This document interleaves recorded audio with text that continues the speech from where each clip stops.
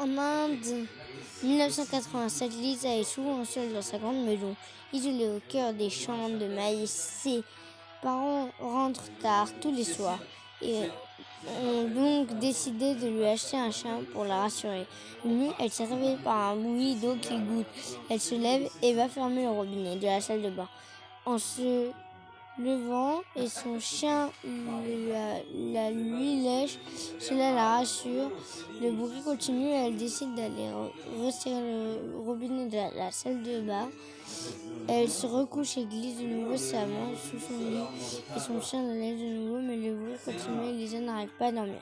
Elle fait un dernier tour de la maison sans rien trouver et se recouche donc en glissant sa main sous le lit. Le chien la lèche de nouveau. Le bruit est toujours là et Lisa décide de localiser sa provenance. Le chien vient de son placard.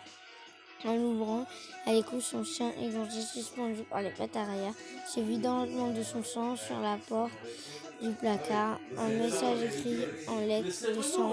Les humains aussi peuvent lécher.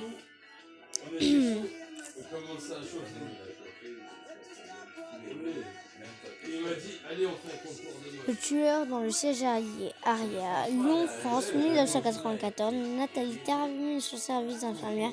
Il est 5h du matin, elle monte dans sa voiture et s'engage dans les rues encore désertes. Très vite, elle remarque une voiture la suit de près. Au moment de la dépasser, la voiture se rabat violemment derrière Nathalie. Elle commence à lui faire des appels de phrases. La jeune infirmière accélère, anxieuse, toute en essayant d'apercevoir le conducteur du véhicule. Dans son rétroviseur, les appels de phrases continuent frénétiques et elle tourne à droite puis à gauche. La voiture la suit. Nathalie commence à paniquer. Que lui veut donc cette personne? Elle arrive dans l'allée menant à sa maison. Sans l'espoir, tentée. Son seul espoir tenté, menance à sa maison, son seul espoir tenter le tout pour le tout et courir s'enfermer chez elle pour appeler la police. Au moment où elle descend de la voiture, elle entend ses poursuivants descendre et son tour et hurler: enfermez-vous et appelez la police vite. N'osant pas se retourner, elle s'enferme chez elle et appelle les gendarmes. Elle jette un œil par la fenêtre pour apercevoir une grande silhouette, armée d'un couteau de boucher, attaquant sauvagement l'homme qui la suivait. Terrifiée, Nathalie se réfugie dans sa salle de bain, priant pour que les secours arrivent au plus vite. Ce n'est pas plus tard qu'elle comprendra ce qui s'est réellement déroulé ce jour-là. L'homme dans la voiture essayait de la sauver. Il avait vu un homme se glisser dans la voiture de Nathalie et essayer de la prémunir. Il a payé de sa vie.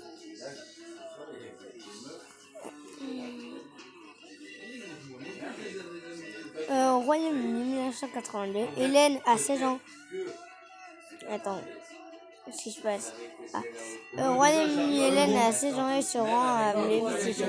Elle doit ce soir garder les 3 enfants d'un jeune couple absent pour la soirée. Quand elle arrive, il apprend que les enfants sont déjà couchés et qu'ils ne rentreront pas tard. Hélène s'installe dans le canapé de la grande demeure et ouvre le téléphone sonne, mais quand elle décroche, personne ne parle au bout de la ligne. Quelques minutes plus tard, après le téléphone sonne de nouveau. Cette fois, une voix glaçante lui répond: es-tu allé voir les enfants? Plus rien. Pensant qu'il s'agissait du père qui l'appelait pour savoir si tout se passait bien. On se dit qu'il a été coupé et qu'il va rappeler en effet. Quelques minutes plus tard, après le téléphone retentit. Es-tu allé voir les enfants? Répète la voix. Monsieur Stuart, demande-t-elle.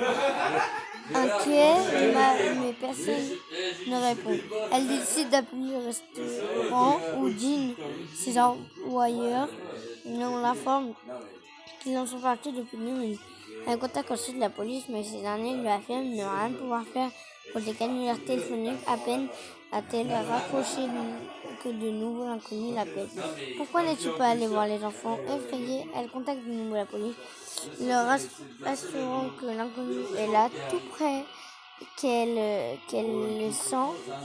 L'agent à l'autre bout de la ligne décide de prendre son numéro et la rassure la prochaine fois qu'il vous appelle. Nous tracerons l'origine du coup de fil d'accord. Hein. Hélène, restez calme surtout. Hélène éteint le salon et s'enferme dans la cuisine. Le téléphone près d'elle, il sonne et cette fois elle décroche tout de suite. Qu'est-ce que vous me voulez à la fin? Ouais, tu éteins les lumières. Qui a dit? Qu'est-ce que vous me voulez? Tu vois, tu sais. Ok, très bien, moi je veux que c'est réussi. Vous êtes content? Ce que vous voulez? Non. Ce que je veux, c'est me donner mon argent. Hélène raccroche brusquement très pied. Mais là, la sonnerie retentit. De nouveau, laissez-moi, hurle-t-elle dans le combiné. Hélène, c'est moi, on trace l'appel. Il faut que je sorte tout de suite. L'appel vient d'une des pièces de la maison. Sort immédiatement. Elle se rue vers la porte et commence à la déverrouiller en tremblant. Elle panique, fait tomber la clé, la ramasse, se relève. Elle entend un bruit dans son dos et voit alors une porte s'ouvrir en haut l'escalier. Un halo de lumière sort de là, nettement la silhouette d'un homme rebou tourné vers elle. Petite pause. Elle parvient finalement à ouvrir la porte et se jette dehors, tombant nez à nez avec plusieurs policiers sur le palier, armés à la main, immédiatement prise en charge par les secours. Elle a juste le temps de se tourner et d'apercevoir le tueur fou menotté par les policiers. L'homme est recouvert de sang, sur lui 3 enfants.